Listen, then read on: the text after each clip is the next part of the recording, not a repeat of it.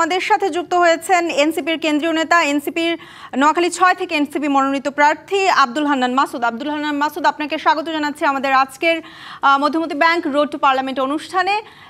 শুরুতে আপনার কাছে জানতে চাই যে এই যে গণঅভ্যুত্থানের মাধ্যমে তৈরি হওয়া একটি দল এনসিপি, এই এনসিপি থেকে আপনি মনোনীত হয়েছেন নোয়াখালী ৬ আসনে, এবং এই আসনে যারা তরুণ আছে সেই তরুণরা আসলে সেই তরুণদের কাছে আপনারা কিভাবে যাচ্ছেন এবং ত্রয়োদশ জাতীয় সংসদ নির্বাচন ঘিরে আপনাদের প্রস্তুতি কেমন?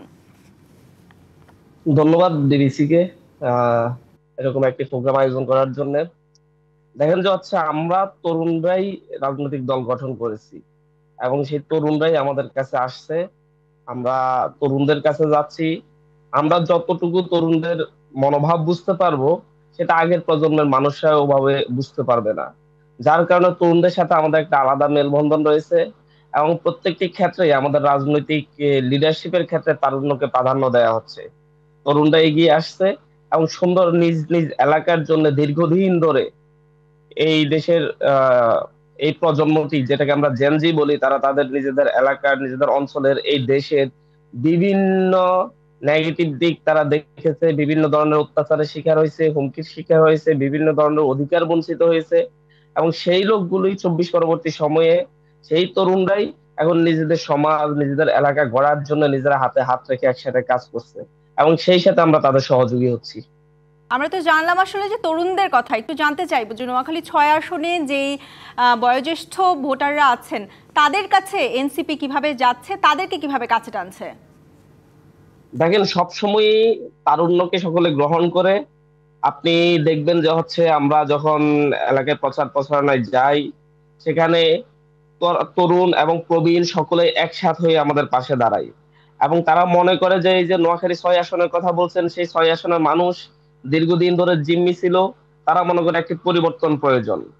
তারা দীর্ঘদিন ধরে একটি আহ ডাকাতের কবলে ছিল বলতে গেলে। মানুষকে জিম্মি করে শুধু অর্থ উপার্জনের রাজনীতি হয়েছে।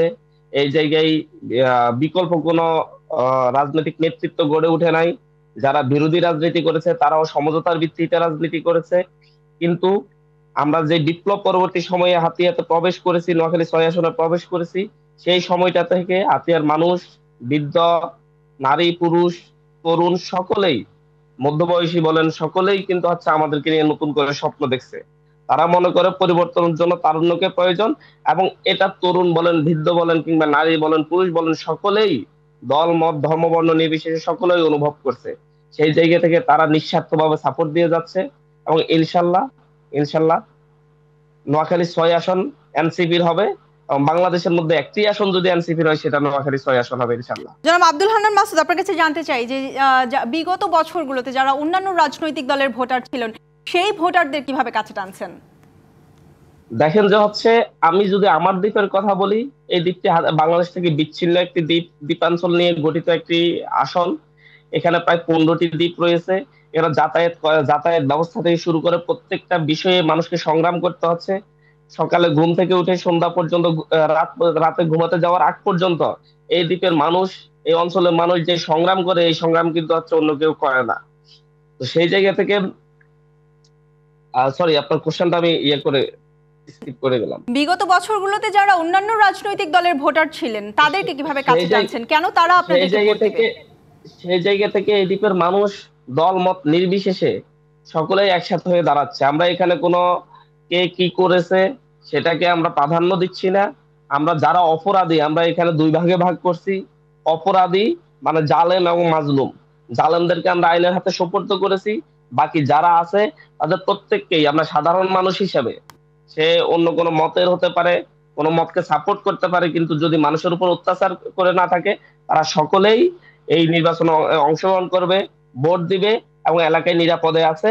তারা প্রত্যেকেই প্রত্যেকটা রাজনৈতিক দলের নেতৃবৃন্দ তাদের কাছে যাচ্ছে, নিজেদের ভবিষ্যৎ যে প্ল্যান সেটা তাদের কাছে তুলে ধরছে এবং মানুষ সেই অনুযায়ী সিদ্ধান্ত নিচ্ছে যে বা নিবে তারা কাকে ভোট দিবে, কোন দলকে ভোট দিবে।